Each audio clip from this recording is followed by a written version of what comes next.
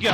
Hey everybody, this is Bo. We're back in the sports lounge. We're going to shoot the signal all the way out to the West Coast. And we're going to get a chance and a privilege to talk to a starter out there. She's doing very well for herself. She's got some major fights coming up. Her name is Sally Krumdiack. How you doing, Sally?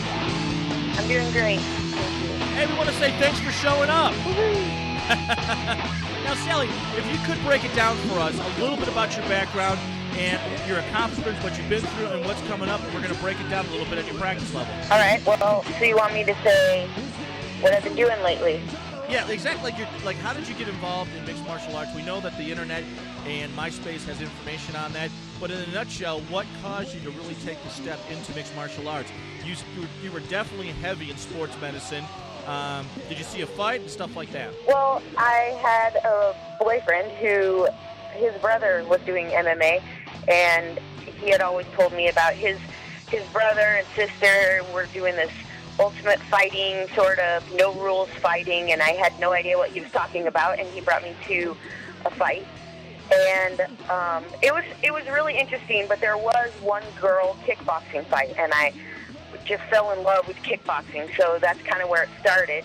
And his brother decided to retire from MMA and train some fighters, so I just started doing kickboxing, just taking a couple classes, maybe going once a week, just trying to get in shape and maybe do something with it. And I decided that I really wanted to fight, so they put me in my first fight, and I did really well.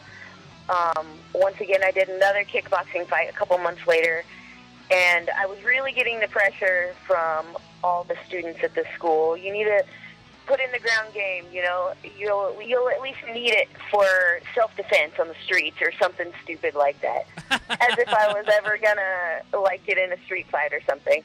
But I decided to, go to the classes and just I didn't take it very seriously, but I showed up and was putting in my time, and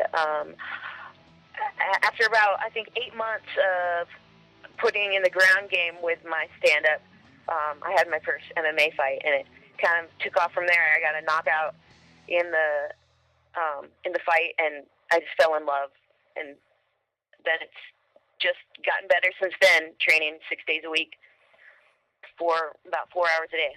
Now, back up a little bit. I always crack up because I've done Tang Sudo, Judo, and boxing myself, and I was a good wrestler, but I never took wrestle formally. But I've never, ever, ever used anything to get out of a fight or get into a fight. I think what usually happens is a big face down, and I guess I carry myself well. I really don't have any problems, but I always crack up when people say, well, you got to have a ground game.